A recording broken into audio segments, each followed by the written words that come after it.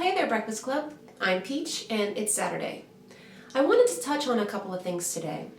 First off, the orthodoxy topic that has been discussed at length on this channel, primarily by Serious Mind, and it was also touched on by DevShell2 in his video, This is Why We Can't Have Nice Things. It seems that the message is falling on a lot of deaf ears, which I've noticed over the last couple of years. I mean, this is certainly nothing new. You really can't say anything without a whole bunch of people jumping all over you, no matter what it is that you're talking about. And I stand by my position that people tend to do that because they enjoy it. They enjoy being angry. Yes, I absolutely believe that. I've known a lot of people who love being argumentative for its own sake.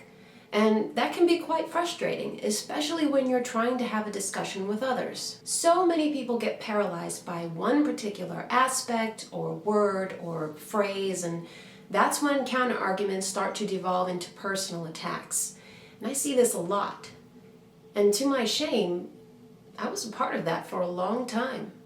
It's part of that gang mentality of wanting to impress others by kicking somebody else. Now that might be juvenile, but if the internet has taught me anything, it's that adults are not even close to being above that.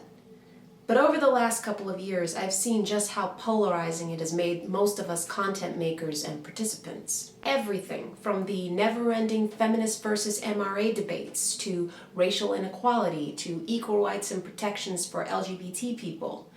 I've noticed that many of those who claim to be supporters of the most disenfranchised and vulnerable in society are the ones who end up being just as myopic, rigid, and exclusionary as the typically conservative assholes who speak out against equal rights and protections for all.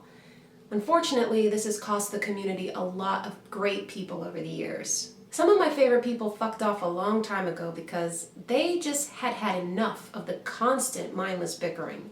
I still follow a lot of those folks on other social media, like Twitter and Facebook, but I miss their videos. I miss their contributions to discussion and debates, and I admit that I'm a little bitter about what they've been replaced with, because we've all become just so jaded. We no longer expect a discussion without generating accusatory language and belittling, and most disturbingly, employing a very tribal mentality. You don't think exactly like me, so therefore I'm going to lump you with the people I hate the most. Yeah. That really screams skepticism, doesn't it? And like I said, I've been guilty of it myself during these 6 years I've been on YouTube. What is sad is that few people will admit to behaving like this, because it is very humbling. One consequence of being right on many theological and social issues can be a gigantic yet fragile ego. Nobody wants to think of themselves as falling prey to logical fallacies, while at the same time, they happily admit that they are not infallible. But yet somehow, it's everyone else that is derailing conversations everywhere they go. So I don't know, Joe. I don't see this changing for the better. In fact, if trends continue, I think it's only going to get worse. And that's a rather bleak prospect. Now, the second thing I wanted to quickly touch on was what Amelia, Tainted Liberal, talked about in her video yesterday regarding how YouTube affects people's self-confidence, which I think is tangentially related to my first point of discussion.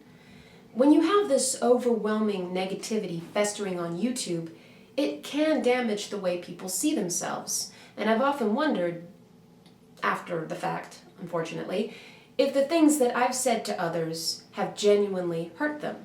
Because that's never been my intent. If I argue with someone and they become evasive or willfully obtuse, and I interpret this behavior as dishonest, I will say so. And I've publicly criticized other people's videos and their positions on a number of occasions. That doesn't mean that I hate or even very much dislike that person, although many people can't seem to distinguish being critical of someone and hating them. And it certainly doesn't mean that I want to break them down as an individual. I've never known anyone whom I wanted to be in pain. I don't want anyone to feel badly about themselves. However, it's important to be honest with oneself, a lesson that we never stop learning. Again, that can be very hard for a lot of us. Some people do not take self-reflection very well. But I've always been of the opinion that you should be your own harshest critic.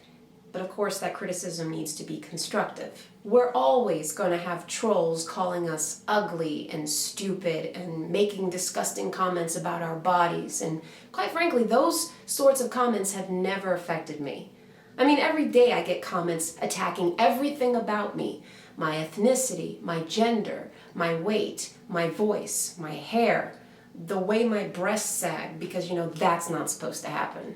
But just like Amelia said, that kind of gross attention has actually made me feel better about myself, because their insults are so limp and transparent that the ease of glossing over them does make me feel stronger as a person.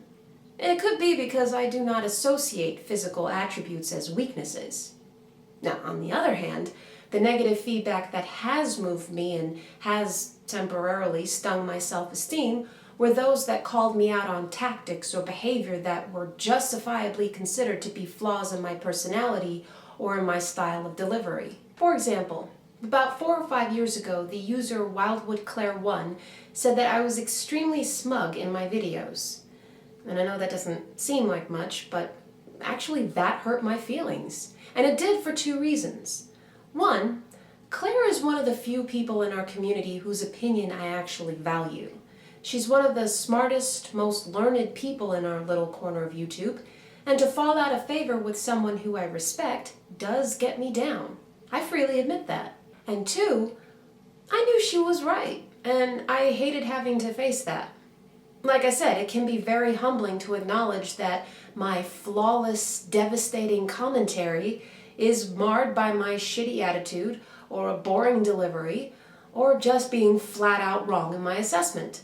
And I must agree with Amelia, what ends up being most embarrassing is how you react to embarrassment. So to add to that, I am the kind of person who usually focuses more on my flaws than any of my good attributes, and actually I think a lot of people tend to be that way. And I know this is quite stupid of me, but I did come to YouTube hoping that most people would like me. And I was quite perplexed when it became clear that a lot of people didn't, because I didn't know what I was doing wrong. It took me a while to understand that I really wasn't doing anything wrong. One of the consequences of being yourself is being rejected by some people. Apparently I didn't learn my lesson enough when I was in school. And eventually I realized that I had set a goal that was impossible to achieve, and that expecting everybody or even most people to like me is futile. And besides, anybody who matters will try to understand you. So, that's all from me today. Be sure to subscribe to the Breakfast Club channel if you haven't already. Give this video a thumbs up if you liked it.